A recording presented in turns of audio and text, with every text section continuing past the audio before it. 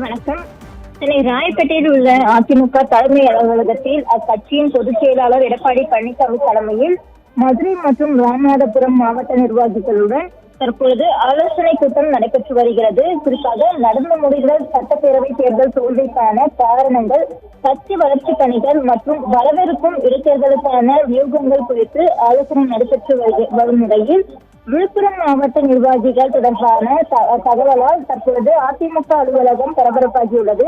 குறிப்பாக 2026 சட்டப்பேரவை தேர்தலில் அதிமுக சந்தித்த தோல்விக்கு பிறகு மாவட்ட வாரியாக நிர்வாகிகளை சந்தித்து கருத்துக்களை கேட்டு வரும் பொதுச் செயலாளர் எடப்பாடி பழனிசாமி இன்று காலை மதுரை மாவட்ட நிர்வாகிகளுடனும் தற்பொழுது அதாவது ராமநாதபுரம் மாவட்ட நிர்வாகிகளுடனும் ஆலோசனை நடத்தி வருகிறார். இந்த ஆலோசனையில் தேர்தல் தோல்விக்கான காரணங்களை ஆய்வு செய்வது, அதே போல வாக்கு வங்கி சரிவுக்கான பின்னணி, மாவட்ட அளவில் கட்சி அமைப்பை வலுப்படுத்துவது, உறுப்பினர் சேர்க்கை, பூத் கமிட்டிகளை மறுசீரமைப்பது உள்ளிட்ட விவகாரங்கள் குறித்து விரிவாக விவாதிக்கப்பட்டு வருகிறது.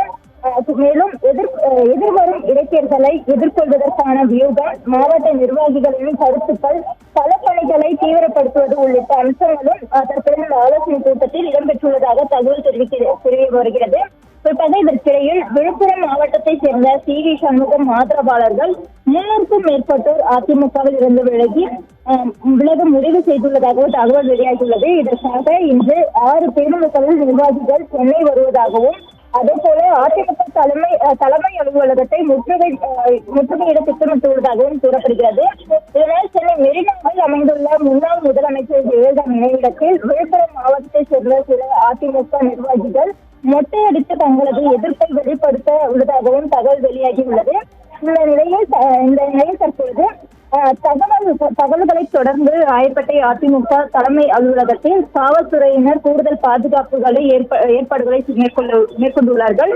மேலும் இந்த வளாகம் முழுவதும் தற்பொழுது கண்காணிப்பானது தற்பொழுது தீவிரப்படுத்தப்பட்டுள்ளது. மேலும் எடப்பாடி பழனிசாமி மாவட்ட வாரியாக ஆலோசனை ஒரு புறம் நடைபெற்று வரும் நிலையில் விழுப்புரம் மாவட்ட நிர்வாகிகள் தொடர்பான தகவல்கள் அதிமுக வட்டாரம் புதிய அரசியல் பரபரப்பை ஏற்படுத்தியுள்ளது.